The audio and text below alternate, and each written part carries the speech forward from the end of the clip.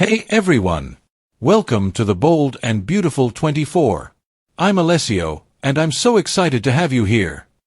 If you love Bold and Beautiful, then you're in the right place. Make sure to hit that subscribe button and turn on notifications so you never miss a video. Alright, let's dive right in. Luna brags to Sheila about her night out, and Will comes to a horrifying realization. Today on the Bold and the Beautiful, Lee and Sheila read Luna the Riot Act. Dacon makes an understatement to Will, and Electra sets her boyfriend straight. In Dacon's unused apartment, Will awakens and wonders where Electra is as he grimaces with a hangover headache. Dazed, Will calls out for Electra and flashes to the previous night. Getting up and dressing, Will flashes to being with his girlfriend at the party and Dacon bringing him up to the room. Just then, Dacon, no stranger to hangovers, arrives with sustenance and tells Will it was a party he'll never forget, or possibly never remember. Will grins that some things are blurry, but he's right, it was a night he'll never forget. In Forrester's design office, Ivy admires Electra's latest piece of jewelry and gushes about the bright future she's hoping to share with Will Spencer. They go over the big party and Ivy notices Will's not in yet. Electra admits she didn't get an answer to her text last night. They're sure he's hungover but will feel better tonight. Having no idea Will already believes they've shared their first time, Electra gushes that it will be perfect and that Will doesn't want anyone else but her. Will Luna have regrets? At Lee's place, she grills Luna about where she went last night. Luna grins and flashes to over-serving Will and then raping him. Sheila arrives and lays into her granddaughter as well. You can't just disappear. Where were you last night? Luna gives a cat that ate the canary smile. Luna lies that she took a walk as Lee rants that she could go back to jail. Luna insists she has everything under control. Sheila takes Lee's side as they continue to warn her. Luna appreciates Lee reaching out to an attorney on her behalf, but she has a plan of her own. Sheila and Lee narrow their eyes and ask her to come clean. Luna scoffs that if this is how Lee raised her dad, it's no wonder he likes being bossed around by Steffi. Lee snaps that he turned out a lot better than her, and storms out. Sheila presses her granddaughter for the truth. Luna confesses she went to see someone special last night. Sheila guesses Finn, and then Will Spencer. Luna admits she found Will at his party and was serving him drinks. Sheila establishes that he didn't recognize her. Luna gushes that she's happier than she's ever been. Last night was the best night of her life. Sheila wants her to dish the details.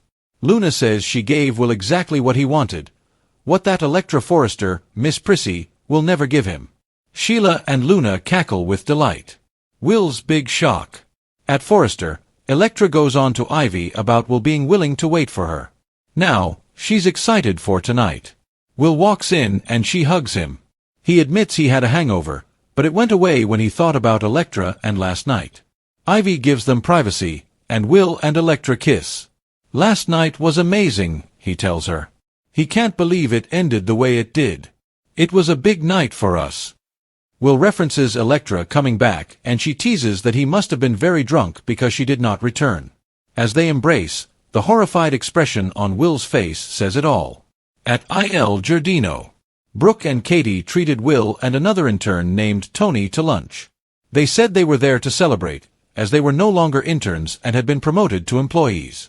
At Lee's, Luna said she'd like a margarita, making her grandmother scold her again, so she laughed and said she meant the pizza. Sheila offered to get her one from Il Giardino. Lee reminded Sheila before she left that no one can know that Luna's alive until they know what they're dealing with. Sheila went to the restaurant and asked for the chef to make a special margarita pizza. She overheard Dacon talking to Katie's table and heard him congratulating Will on his promotion. Dacon offered to bring them some drinks. Will was curious what Bill would think, but Katie explained to them all that Bill's perspective on fatherhood had changed since almost losing Liam. Bringing up Liam also brought up the subject of Luna, and they all noted how happy they were that she was dead and gone. Sheila continued to listen as the table talked about having a party to celebrate Will and Tony's promotions. Dacon agreed to host the party at Il Giardino. After the Logans and Tony left, Sheila went to talk to Dacon at the bar. He told her about Will's promotion and their request to have a party. The chef brought Sheila the pizza she requested and apologized for the delay, but she didn't mind as she got intel on Will. Once alone, Luna asked Lee if she thought she was pretty. Lee assured her she was, but wondered if she was asking because she was wondering if Will thought she was. Stop thinking about boys, especially Will Spencer. Lee scolded. Luna told her grandmother she needed to lighten up about Will. Seriously, she added. Excuse me. A jaw dropped. Lee turned around and asked. I mean, have you seen the guy? How hot he is? Luna asked. Lee told her that her condition was serious and not a joke. Luna told her to chill out, but Lee sharply noted that she'd put everything on the line for her and she would do as she was told. Luna repeated that Will wasn't any guy, and mentioned again that he was hot.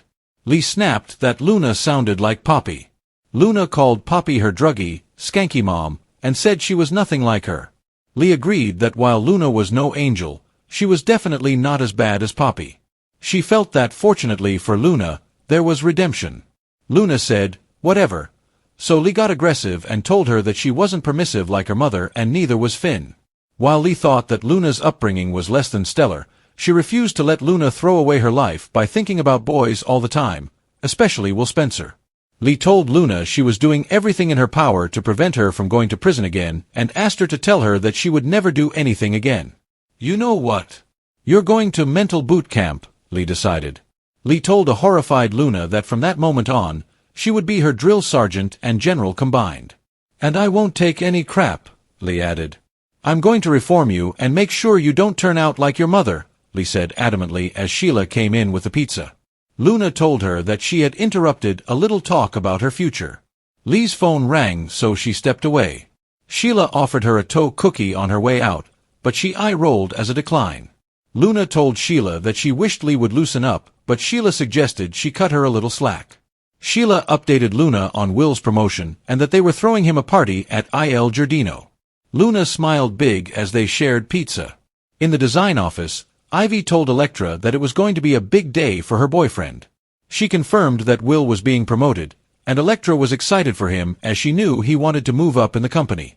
Electra was happy they'd be working together even more and couldn't wait to congratulate him. Ivy praised how Electra and Will were so supportive of one another. She told Electra she was proud of her for the choices that she had made to not have sex with Will until she was ready.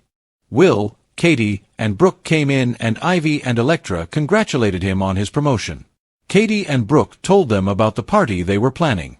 Katie, Brooke and Ivy went to the CEO's office to actually work, while Electra told Will that she was proud of him and they kissed. She said she was looking forward to the party and hinted that she might be ready to take things further afterward.